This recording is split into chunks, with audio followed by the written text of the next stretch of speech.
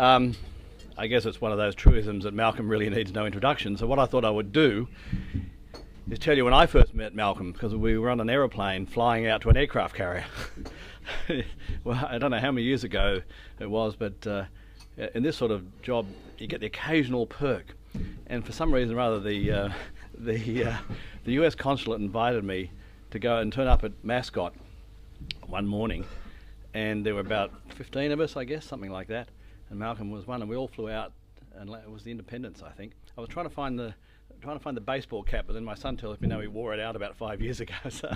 So that was when I first came across Malcolm. And of course, he was nowhere near Parliament at that stage. But even back then, and then subsequently, I think we all became aware of his interest in the ideas world, and of course, attached to that is the policy world. For some time, for instance, he was the chair, I think, of the Menzies Research Centre, and sponsored a number of projects that they were doing on tax, welfare, housing, and so on. And I think the work that we were doing on welfare reform and taxation particularly attracted Malcolm's attention of CIS. Well, we've continued on, and of course so has he, but in a different direction, and is, I think, one of the real interesting creative thinkers within the federal parliament, who's not shy about picking up tough issues, and he's the one he's involved in at the moment on the NBN and in the communications portfolio gives him a lot to think about. So, Malcolm, would you at least stand up here and enlighten us a little bit more? Okay, thank you. Well, thanks very much, Greg. It's great to be here. Let me just step back and look at what the fundamental issues are surrounding the national broadband network. But before I do that, even right at the outset, I'll just remind you of what the National Broadband Network is. This is a government-owned company, fully funded by the taxpayer, which is mandated to build a completely new telecommunications network, which will be fibre to the home, so that will run optical fibre into 93% of the homes and businesses in Australia to provide very fast broadband, up to 100 megabits per second speed, and to provide very fast broadband again, but not quite as fast, 12 megabits to the remaining 7% of Australia, the more remote areas, by a combination of fixed wireless and satellite. The cost of this is somewhat in debate. The total investment by the government will be in the order of $50 billion. The government claims that the CapEx part of the project will be about $37 billion. That is not including the money they're paying directly to Telstra to decommission its copper network, which I would say really is effectively a capital cost. But there's a lot of scepticism about that. One leading telecoms expert who's been involved in a number of these tenders was quoted yesterday in Communications Daily saying he thought the capital cost would be more like 60 to 80, so possibly twice as much. What do we know in a factual sense about the cost? We know that the NBN recently went out to tender for a part of the build. It got 14 tenders, all of which were way above their budgeted estimates. The NBN was briefing out that they were being gouged, and this was, greedy contractors. But I think all of us who've spent some time in the commercial world would know that if you estimate a project is going to cost you X and you go out to a competitive tender and the bid is 2X, you're the one that's made the mistake, not the people who are tendering. So this is a very, very big, very, very expensive project. Let me leave that there and then look at the structure of it. What is this going to do to the telecoms industry?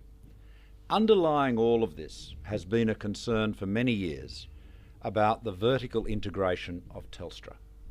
And what I mean by that is that the network, what is called the Customer Access Network, or the CAN, is owned by Telstra, and of course Telstra has the biggest retail telecommunications business.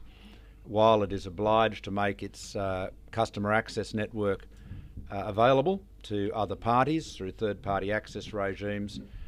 There's always been the sense, and most people in the industry would say the reality, that Telstra is favouring itself and being very slow to respond to the requests from other parties.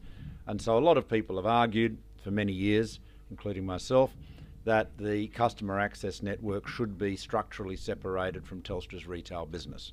And there are very few people today who would not say that if we had our time over again, and this applies to governments of both complexions, that should have been done before the company was taken public.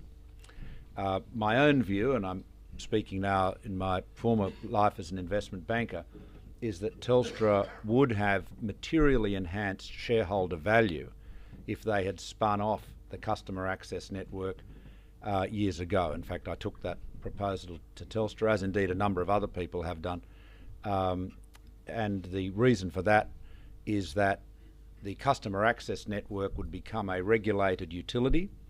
It would have very solid and predictable earnings. It could be leveraged like a regulated utility, like a water utility or an energy utility, but it wouldn't attract a very high multiple. On the other hand, the rest of the business, which are the retail businesses which have much greater growth characteristics, would attract a higher multiple. And the sum of the parts, therefore, would be more valuable than the whole. Anyway, that was our view. Phil Burgess told me the other day, for what it's worth, that was his view too, but Sol Trujillo was very vehemently opposed to it, and that's really why that approach never took place. Now, if that had happened, a lot of the problems we've got with the NBN wouldn't have occurred, because there wouldn't have been perceived to be the need for industry structural change. And of course, my argument in response to the government when they say we need the NBN to effect structural separation of Telstra, I say, well, that's taking a sledgehammer to crack a nut. If you want Telstra's customer access network to be structurally separated, we'll legislate for that, and that's what the Parliament has done. You don't have to pay them $9 billion to decommission it and then spend $50 billion building a replacement in order to achieve that. But there are some very big competition issues arising out of the NBN, and given that this is the home, one of the few remaining refuges of liberalism and free market economics, we're under siege, those of us who believe in the free market at the moment. One of the problems with the NBN is that it is a great big new government monopoly, and it is designed to be the sole provider of telecommunications, fixed line telecommunications, to Australian businesses and households. So much so, the Parliament has legislated against our protestations to effectively to make it nearly impossible for anybody to compete on a fixed line basis, to impose on other fixed line operators regulatory requirements that really will mean they won't be there. It won't happen. And most wickedly of all, in my view, and most wastefully of all, the contract with Telstra, which is yet to be finalised, will provide that Telstra's hybrid fibre coax network, which is largely used for pay TV, of course, for Foxtel, will not be allowed to be used to carry broadband or voice, which it currently does at the moment. Many of you may well have your broadband on the Telstra HFC cable. We certainly, Lucy and I, do at home. That will be unlawful or disallowed once the NBN is built, and what that is doing is taking a piece of existing, very valuable hybrid fibre coax infrastructure that passes 30% of Australian households and saying it is not allowed to compete with the government monopoly. And what is the argument for this? Why are we going down this route?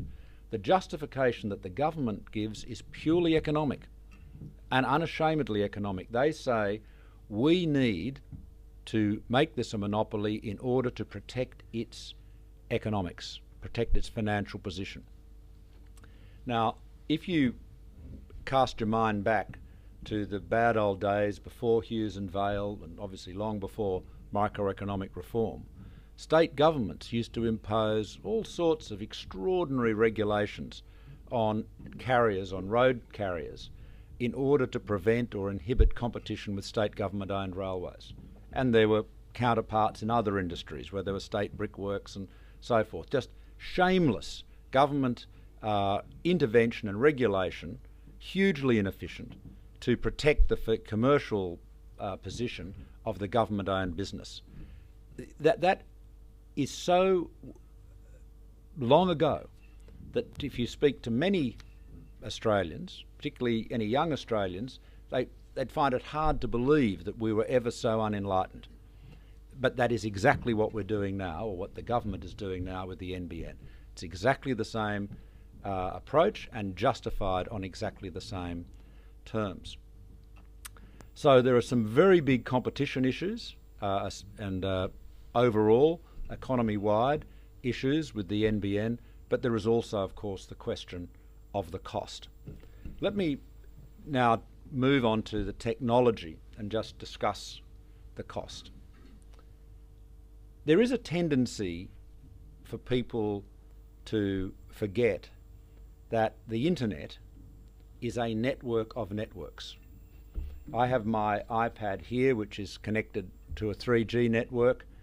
I can send an email to a friend in Hong Kong. It'll travel over the 3G network wirelessly to a base station, probably go on fibre or perhaps on coax to another, into the core of the internet here in Australia, then travel over cable under the seas to Hong Kong, then maybe go via wireless to my friend's BlackBerry in Hong Kong. The internet is a network of networks. There is no one single medium or channel that is in existence, nor will there ever be. It's a matter of connecting lots of different networks. And the reality is that the technology that you use to deliver a given service is of no interest really other than to people in the technology business. You know, Greg really does not care what particular hardware or software is used to deliver connectivity to the CIS. He wants to know that it works and that it's fast and presumably that it's cheap. That's his objective. And so a rational approach to an issue like this, universal broadband, would be to do as we said the government should do, and indeed as the government said they would do, is to first pose your objective. What are we trying to achieve? Okay, let's say no child shall live in broadband poverty. That's got a ring about it. Or perhaps, if you don't want to be facetious, you could say all Australians should have access to fast broadband at an affordable price. I think that's a pretty clear political objective and one that would get a head nod everywhere. It would pass, as John Howard says, the pub test. But having given that commitment, the logical thing to do, the rational, responsible thing to do is to say, okay, what is the cheapest way of delivering it? What is the way that delivers it with the least cost to taxpayers and at the same time promotes competition and efficiency in our economy broadly and of course in particular in the telecom sector? And you would do your homework. And here I get to one of the big mysteries. There's two mysteries I'm going to raise with you about the NBN that I genuinely cannot provide an answer to. The first mystery is this.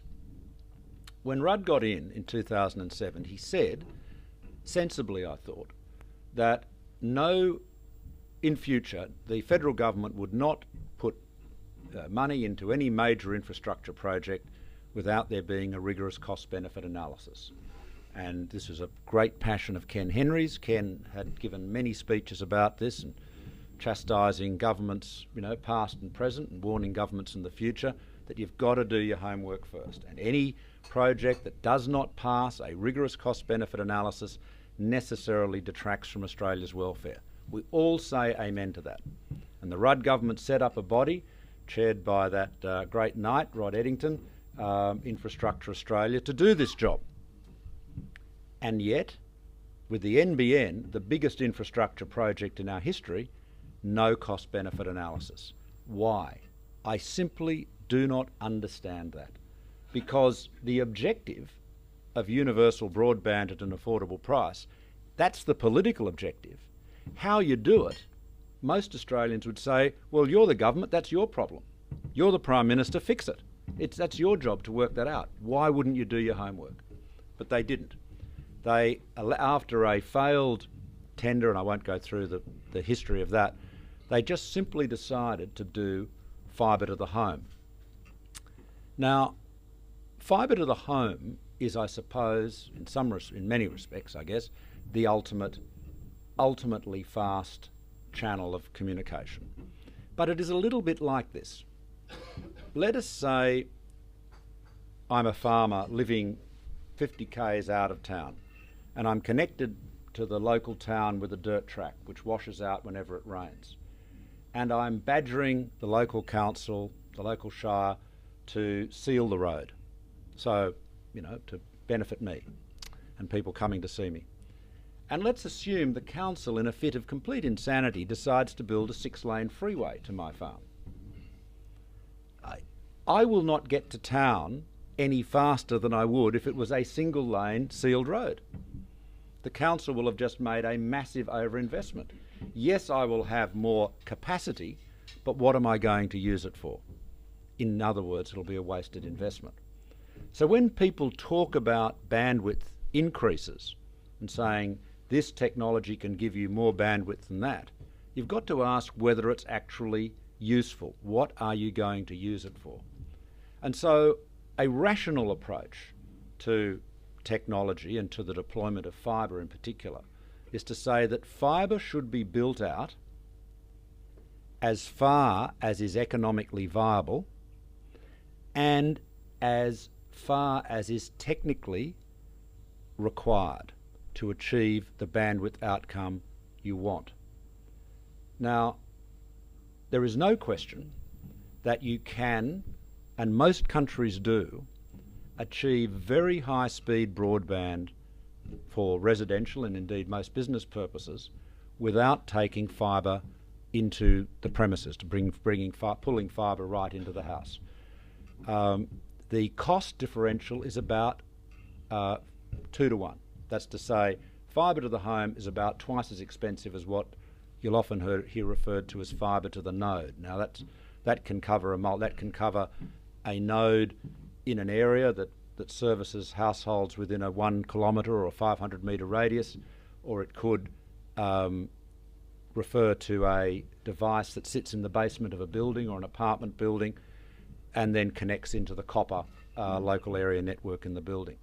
But by using part of the existing copper network, you can deliver very, very high speeds. You can certainly deliver 100 megs if the copper length is short enough, but for residential purposes, 25 megabits per second is very, very doable with lengths of around 1 kilometre or less.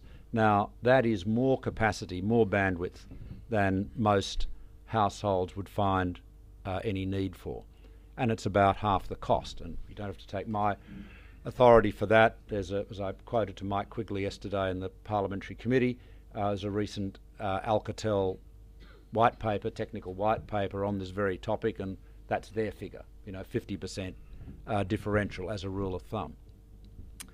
So what a rational government would do is say, okay, let's make sure everybody's got access to fast broadband. People in the remote areas, satellite and fixed wireless. Well, that was the Coalition's policy when we were in government. If John Howard had been re-elected, that would all be in place. That was you might remember a policy called OPEL. That's exactly that's the solution. So there's no argument about that. In the cities, where hybrid fibre coax can deliver fast broadband, let's use that. Where you can improve broadband speeds by bringing the fibre further into the field, then let's do that. For heaven's sake, let's not go crazy and start trying to pull fibre through every riser and every apartment building in Sydney. And remember, 25% of people in this city live in multi-dwelling units. Let's do fibre to the basement or fibre to the curb. And let's have a variety of technologies that deliver the outcome that we need. That's a rational approach, and that would cost a fraction, a very small fraction, at least half, maybe less, of what they're proposing to do. So why they haven't done that, that is a core mystery of this whole exercise. I do not understand why they haven't done their homework. There just doesn't seem to me to be anything other than economic pain and ultimately political pain in that neglect. Let me leave you, before we have a discussion about this, with just one truly horrific aspect of the negligence of Stephen Conroy and the NBN Co. And this is a mind-boggling example of real incompetence. The NBN Co is paying Telstra in net present after-tax value, $9 billion to disconnect its customers from the copper network and decommission it, and thereby render it valueless. Okay? Render it valueless. And yet, the NBN Co is not reserving for itself, on any terms, the right to use the customer access network, the copper network, which it has paid Telstra to junk. So if a subsequent government, a Liberal government I hope, or maybe even another Labor government, wanted to save a lazy $15, $20 billion, a trifling sum you might think to people as extravagant as Julia Gillard and Stephen Conroy, but if they wanted to save that amount of money to do something useful like build a hospital or pay off some debt or improve Sydney's public transport, if they wanted to do that, and the technical advice was, well, there's an easy way to do that, Minister, we just move to fibre to the node in this area and that area and that area, and you just redesign your network in a more rational way, the government, or the NBN Co, would have to go back to Telstra and write them another cheque.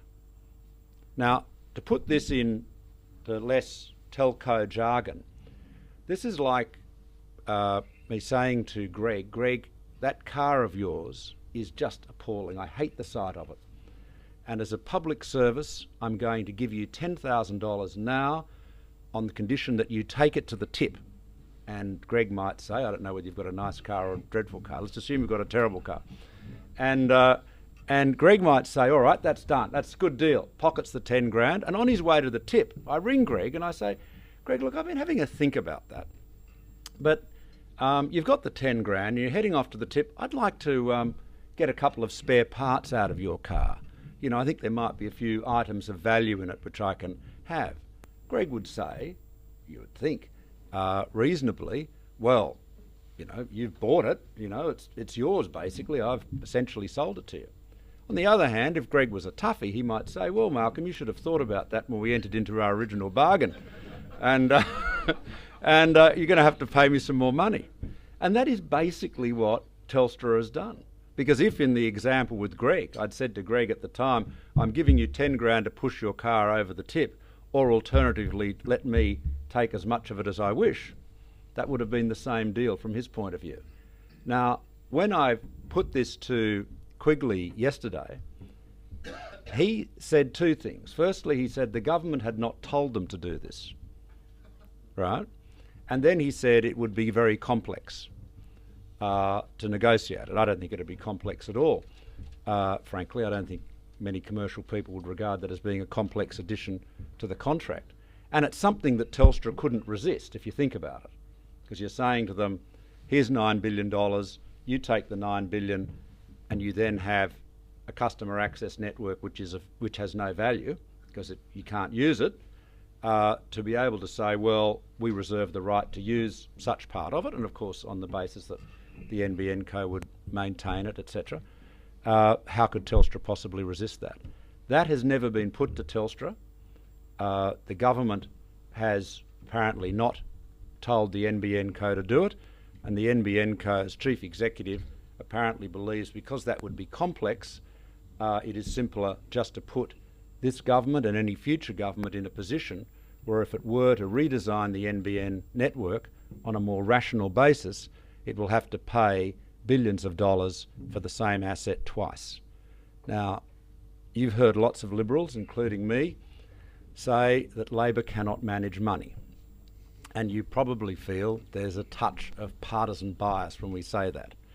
However, this, I think, is just another example of the extraordinary, breathtaking incompetence of these guys. We are going to be in a position where, in order to save $10 or $15 billion down the track, we may have to be writing, who knows, another multi-billion-dollar cheque to Telstra. That's, I'm afraid to say, the sorry tale of the NBN. So on that uncheery note, I'll conclude, and over to you. Thank you.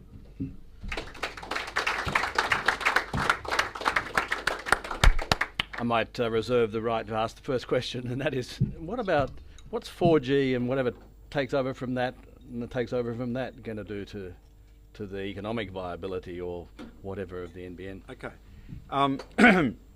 Well, I'll come up to that question in a moment. I'll just say a little bit about the evolution of the internet. The internet is rapidly becoming a wireless phenomenon. Devices like this and smartphones and other similar devices are what is currently driving huge bandwidth increases. And of course those bandwidth increases have to be managed by increases in the backbone, more fibre in the ground, under the seas and so forth. Much of that wireless traffic is on Wi-Fi, so it's a local. We've all got Wi-Fi at different places, but for mobile wireless, people are obviously using the telcos services, 3G at the moment, 4G in the future. It will be very competitive with fixed line broadband for many people. The NBN business plan, most people think, understates the competitive threat from wireless. Many people nowadays, a growing percentage, do not have a fixed line telephone at home, and we've gone from a point where the fixed line was a necessity and the mobile phone was a luxury to really the reverse. Your telephone number is your mobile device. That's how people reach you, and it travels with you. So yeah, it will be competitive. It will be a major source of competition for the NBN, and it certainly doesn't help their economics. What will drive traffic on the NBN is overwhelmingly video.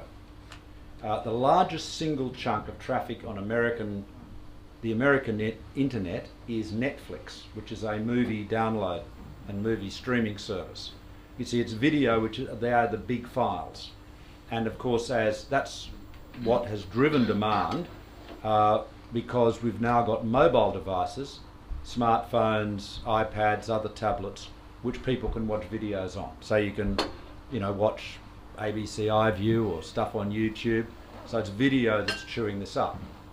To give you a sort of a reference to that, when I was in Korea recently looking into this issue, and by the way, they don't have fibre to the home there, or very rarely, even in new residential developments.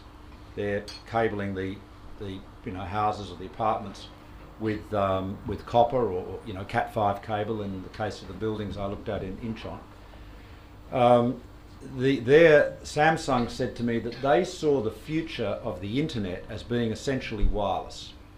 By that, and that doesn't preclude having a lot of fibre. You're going to need that to provide the base stations, whether they're 4G or whether it's just a Wi-Fi base station in someone's building.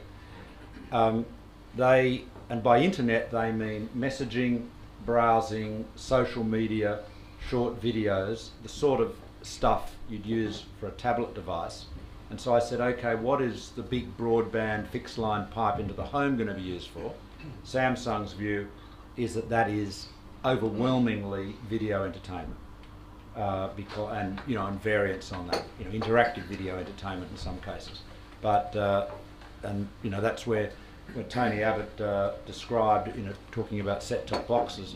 Perhaps he could have just as equally applied it to the NBN as building the entertainment revolution. There's a fair element of truth in that. Now, question. Joss. Malcolm, your point about the NBN Co's failure to reserve to itself the ability to keep, isn't that easily fixable? Because as I understand, they haven't actually done that deal yet. No. So Okay. they should be just saying, Mr. Turnbull, thanks for the free advice. You're right, it was a little oversight, we'll fix it. So it is fixable. Yeah, John has just asked whether the problem with the Telstra NBN contract that I described whether it's too late to fix it. And the answer is, you're absolutely right, it's not too late. The Telstra would no doubt get their backs up, but Telstra needs this deal as much as the government does.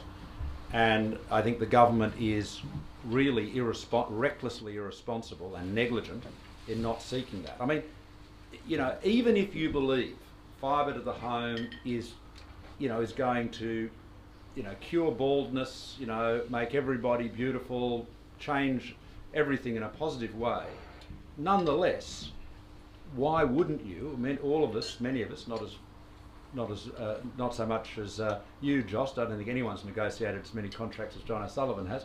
But we all know when you're negotiating a contract, you try to build in some flexibility so that you've got some options for when circumstances change, you can adapt.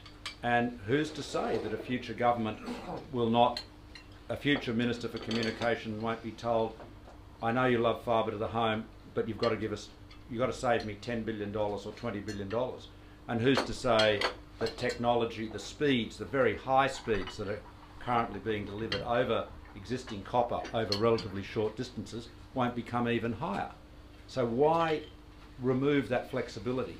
And it's just incompetence. If you were cynical, you would say it's because you'd want to preclude an incoming government having that opportunity so that your legacy isn't disturbed. Well, yeah, Ross, I think you're right. I think that's the only rational explanation, but this is the proposition that they're trying to prevent a future government from adopting a different design. But that is bizarre, because the political message, the thing that excites people, is everybody gets fast broadband. The method of delivering it is something that people are not that interested in. Now, where the government was successful prior to the last election was in convincing people that universal fast broadband equaled fibre to the home. And that, I hope I'm making a bit of a inroad on that, but what I'm trying to get across to Australians is that I am just as committed to universal fast broadband as anyone in the government, but I want to deliver it more quickly and more cheaply. And of course that means not only does it cost the taxpayers less, but it'll also cost customers, users less. If we assume the next election is in, say, in 2 years' time, in 2013, and we have an ongoing rollout of the NBN in the period between now and then, given the problems you've talked about, what sort of options does the coalition have in terms of unscrambling what's being done and in terms of putting forward an alternative at the election campaign?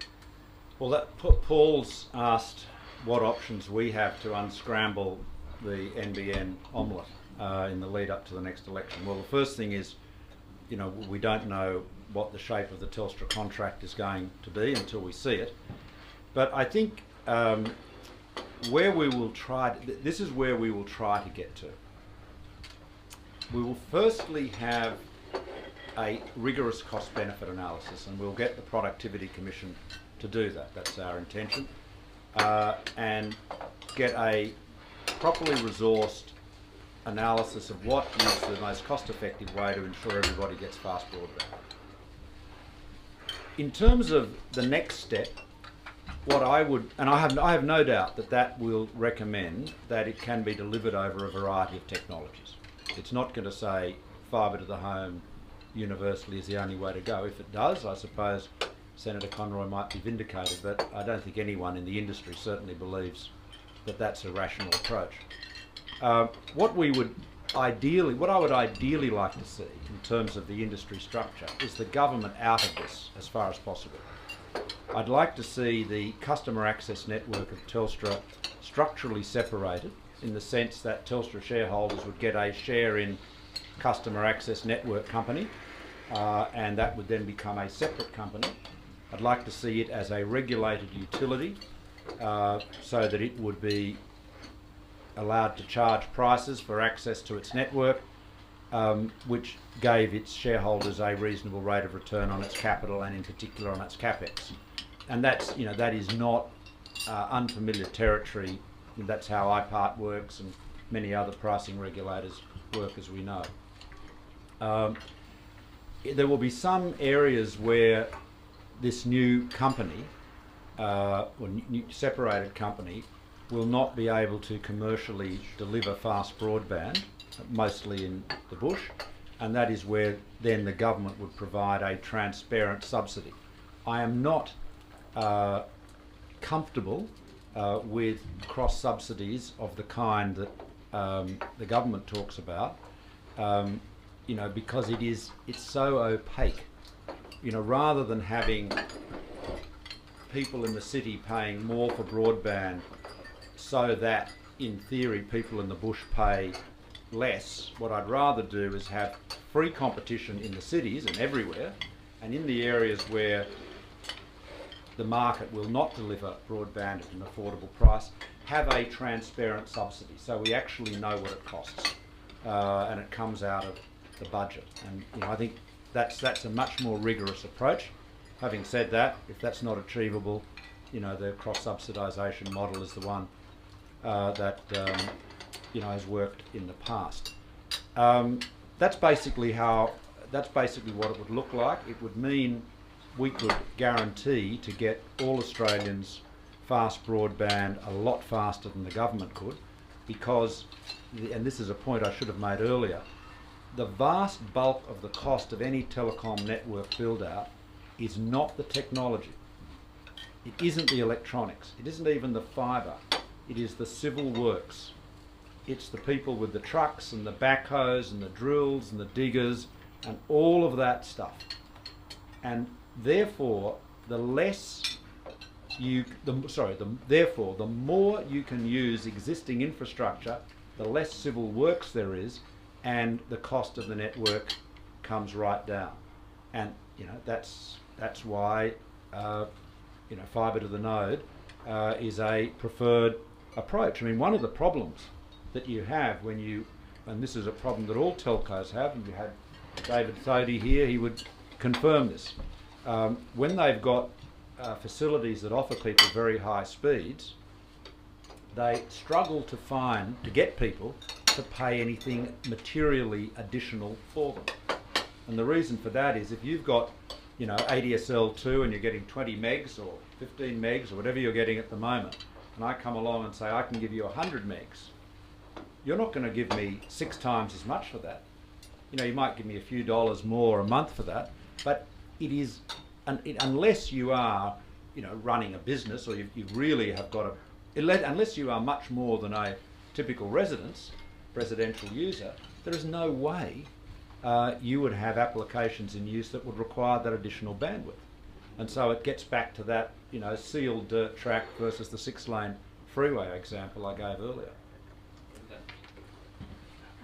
I think you make a very good point in everything you say. And look, when you talk about, you know, what would happen if you take over, the issue would be these guys already have these contracts in place. So how do you break those contracts? But be that as it may, my big concern is around the fact that the debate seems to have been almost lost. You know, in terms of prior to the election, the debate was lost because they've got this technology revolution which is out there.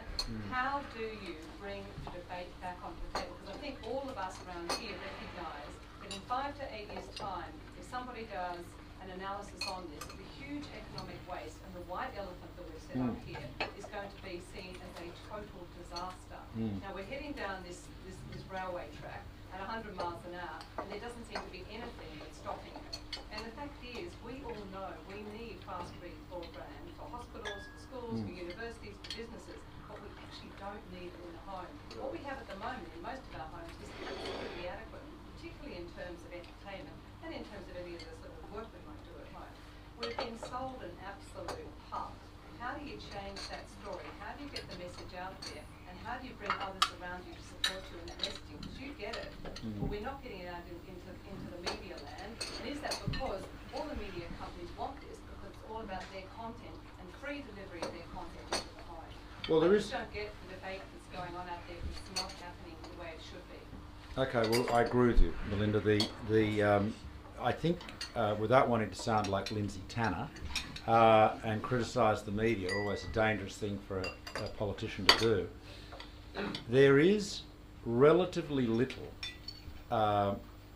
critical economic, I don't mean critical as in negative, but critical economic analysis anywhere in the mainstream media nowadays. I mean, when you look at the way politics is reported, and we have huge economic issues, whether it's the NBN or carbon tax or mining tax, so much of what is written is just totally unanalysed. A business will say, this tax is going to cost me X, and nobody says, well, is that right? What does X represent as a share of profit, share of turnover, etc.? There's very little critical analysis. And with the NBN, what the government has gotten away with is this.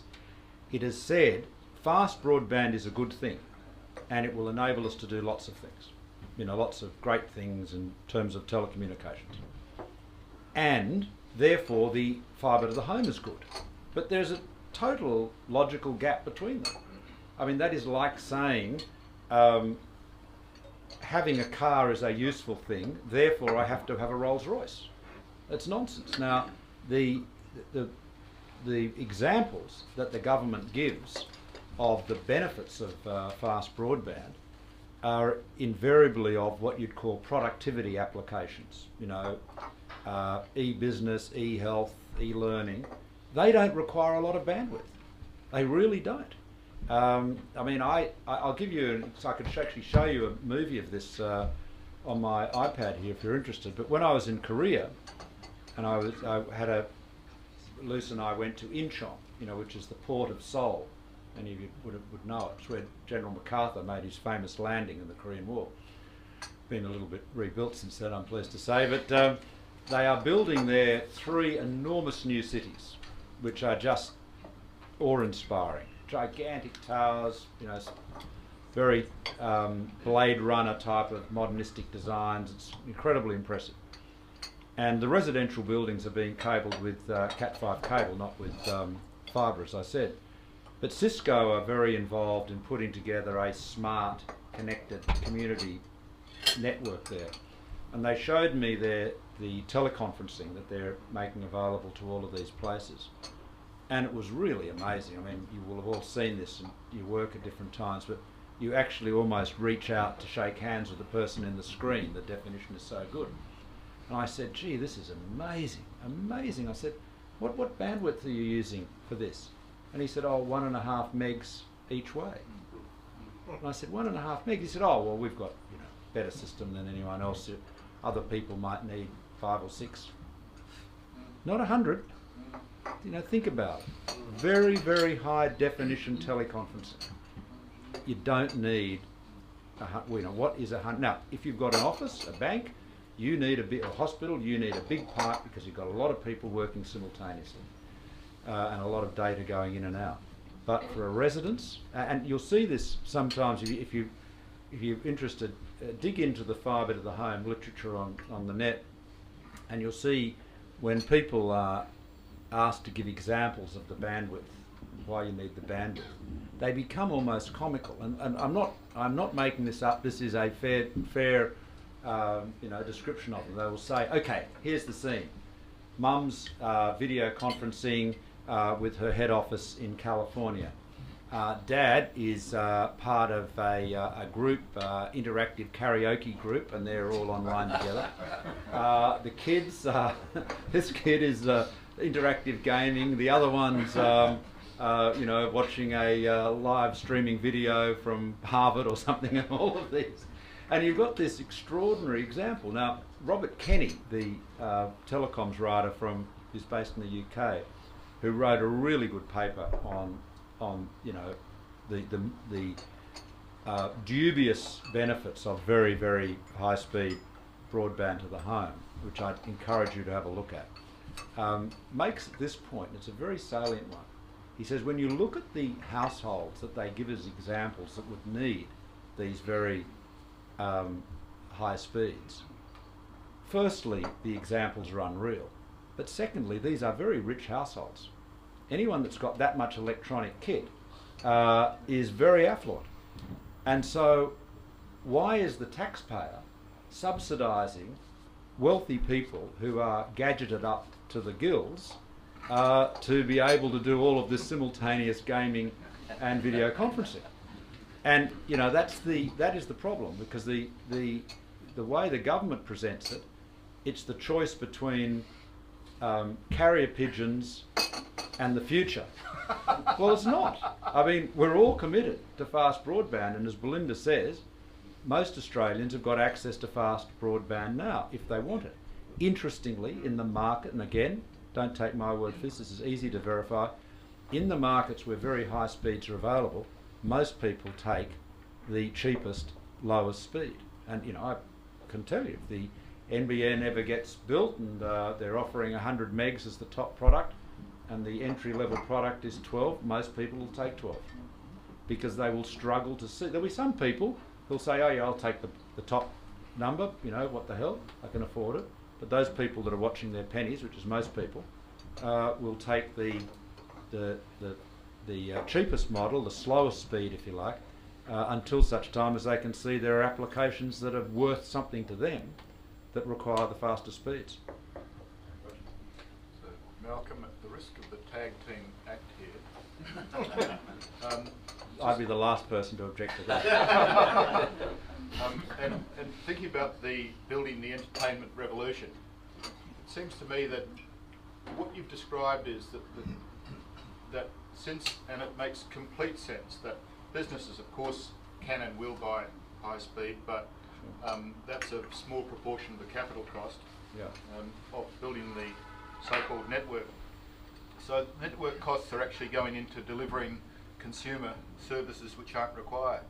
So the net effect of this is that we're building an entertainment revolution for $47 billion to deliver movies, because all of the other services can either already be delivered through existing technology or shortly will be.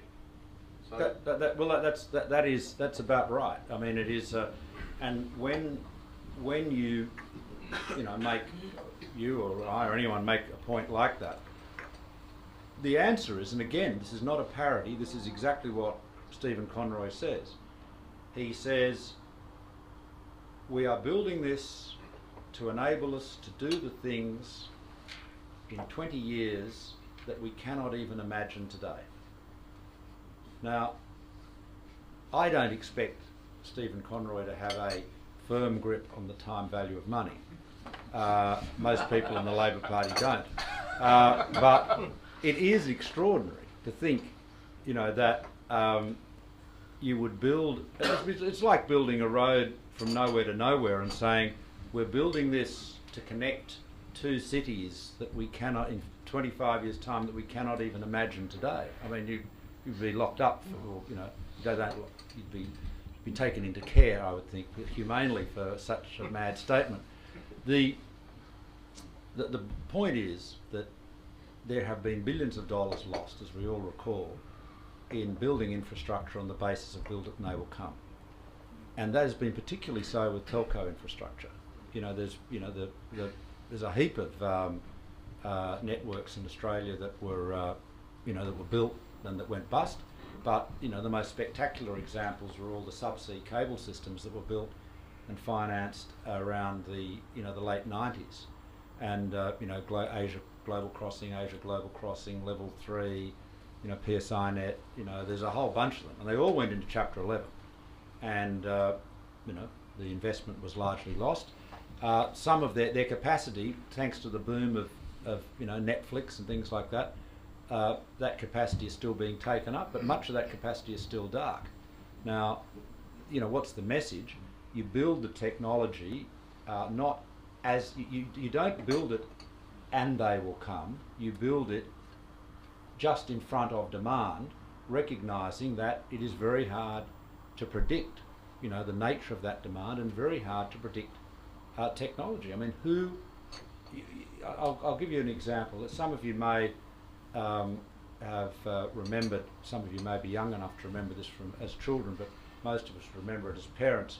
There was a cartoon show that I know my children were very fond of, called Inspector Gadget. I don't know if any of you remember Inspector Gadget, but he was a rather stupid policeman who was always in trouble, and he was saved by his very clever daughter, who was a very brainy kid, and obviously the character that the children watching the show would identify with. And she had this is, you know, maybe 20 years ago, she had a computer book, which nowadays, I mean, looked like a very clunky version of an iPad. Now, that was science fiction, and yet these devices are absolutely ubiquitous today. So you would have, so much of what we do with technology today was less than a generation ago the stuff of science fiction. So building something today on the basis that it'll be used for things we can't imagine 20, 30 years from now is pretty wild stuff. Especially when it costs $2,200 per man, woman and child in Sure. the country. That's right. It's not as that's right. It's not as though it's free. And the thing, you know, let me bring it back to the opportunity cost argument. You know, we are in the middle of the biggest terms of trade boom in our nation's history. You know, with this is extraordinary period of prosperity for the nation as a whole, but not for everybody in the nation. You know, the government is enjoying record revenues, but it is chosen to engage in record spending. And so we have the absurdity that when we get to the end of this boom, if nothing changes, if the government doesn't change its tune or we don't change the government, we'll end up with nothing to show for it. You know, we have congestion as a gigantic and growing issue in this city. For 16 years under Labor, where were the enhancements to public transport in the city? Do you know, in 16 years, going back to 95, that was when Shanghai opened the first single line of its metro system. It now has over 420 kilometres of track and carries over 6 million people a day. They built that in 16 years. What have we done? So we've chronically underfunded infrastructure, and there's taxpayers' dollars are a scarce resource. So even if, you know, this technology will be required for the things we don't imagine in 25 years' time, why wouldn't we have a more economical approach and spend some of that money on the infrastructure we don't need any imagination to recognise the need for, such as, you know, better transport infrastructure. Okay, Peter, and then Dr. Peter. Malcolm, the Back to the Future monopoly model is scary, and intuitively, at least, your network of networks model makes a lot of sense. Is that still your policy? And if so, how can you tell us how you'd be able to deliver that without replacing a monopoly, just say with an oligopoly? Well, I think firstly, I where I'd like to get to is is the customer access network of Telstra structurally separated from the retail business. That's been largely legislated for, and I think Telstra have got their head around that now, and you know, recognise that's where they've got to go. That would not. I wouldn't suggest there should be any restriction on people competing with that. I think facilities-based competition is always better than service-level competition.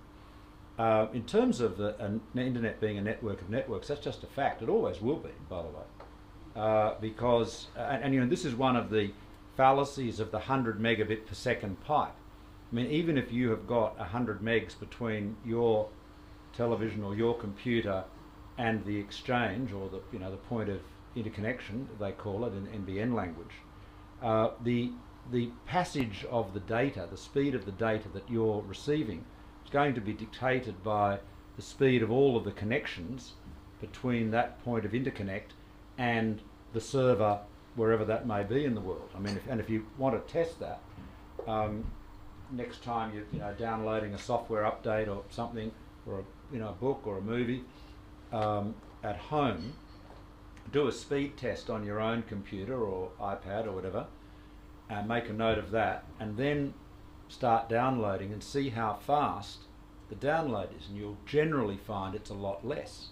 So your speed from your device to the local server where the test has been performed is, say, 20 megs, but or 15 megs or 10 megs, whatever it is, but the speed from the server, in California or Japan or wherever, or another part of Australia, is a lot less. So, this 100 megs promise is not something that can be delivered unless you've got both the server and the client, or the receiving device, your own device, on the same network or operating under the same speed. And for most situations, that won't be the case. Two more then, David, and then Tony. Yeah. Actually, my question to you, Greg, is to whether you're going to invite Stephen Conroy to come and give a speech in reply to Malcolm's comments. I'd be fascinated to hear his justification of the NBN.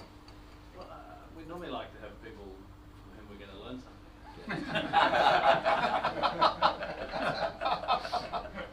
I couldn't improve on that answer.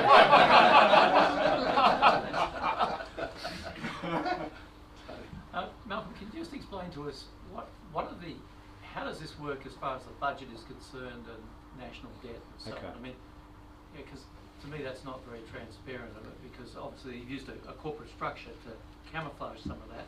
So just how does this all work out? Well, yeah. Look, this is the budget. The budget numbers that you see, in the budget papers, the revenue and expenditures, is more like a P&L, because and what it doesn't show is changes in that result, surplus, deficit, or whatever. What it doesn't show is changes in the composition of the Commonwealth's asset base. So if they give $500 million to New South Wales to build a railway, that is expensed, because that's out the door.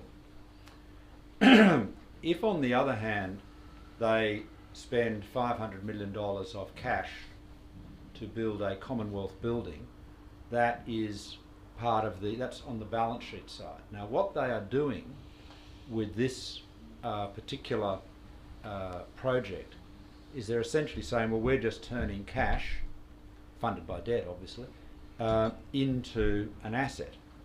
Now, at some point, the Australian National Audit Office is going to have to look at the impairment question and say, okay, the government spent $30, $40 billion at that point. It's got an asset that it says is worth $30 or $40 billion, but is it really worth that amount of money? And so at some point there would be inevitably there'll have to be some write-down, because it certainly isn't going to be worth what they're spending on it. And I mean, even the government would have to acknowledge that now, because they're saying it's not going to earn a commercial return. So therefore, I don't know how the Audit Office could value it other than on a commercial arm's length basis. But that's, I mean, the budget papers would be perhaps more informative if it was just like a cash book. So it was just money in, money out. And so this was just seen as so that it was all totaled up. But it is a very big number, and it's going to be funded by debt. Now, there is this nonsense that the NBN will be the cost of the NBN will be partly funded by debt, and the inference is that the NBN Co will be borrowing non-recourse to the Commonwealth. That is utter nonsense. Nobody would lend money to the NBN without an explicit guarantee from the Commonwealth, or at least an implicit guarantee. And if you think about it, even if there wasn't a guarantee, what could a debt holder do? You couldn't actually move in and start taking the electronic equipment away. The government would have to pay you out. So every dollar the NBN borrows, even if it does end up borrowing in its own name, will just be another category of Commonwealth debt. Well, just a footnote, David, by the way, and lest you thought I was making a partisan statement, the previous member of the Federal Parliament to address us in this room was Craig Emerson, so just a month or so ago. So, Chris, would you just press on? Thanks. Well, thanks everybody. I think Greg said that he first met Malcolm when he was flying out to an aircraft carrier. I first met Malcolm when we were flying to a destination less exciting for most, Tasmania actually, and I think Malcolm was on his way to see a fellow called Wright, and that resulted ultimately in Spycatcher.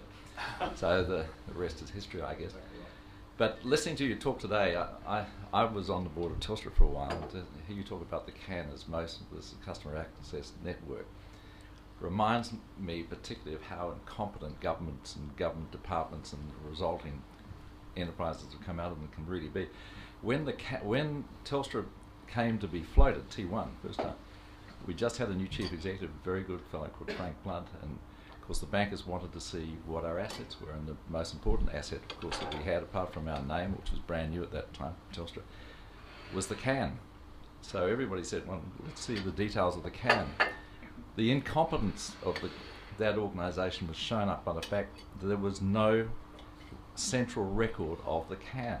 The CAN, all the details of the CAN were in the back pockets of all the lineys. These are the guys that go around town in a white van with a ladder on the top, and all of their records of what cables, mainly copper network, that went into buildings all around the cities, up every street, was all in their notebooks.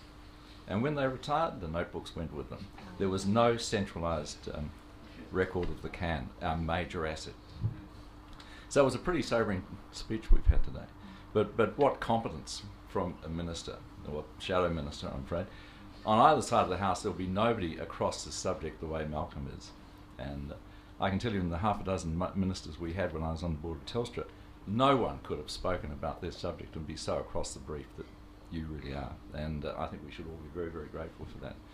So Malcolm, thanks for coming today. Malcolm's been a very strong supporter of the CIS for a long time. And we're very grateful for that, Malcolm. We're very grateful for your time today. So would you take this small token from us? Thank you.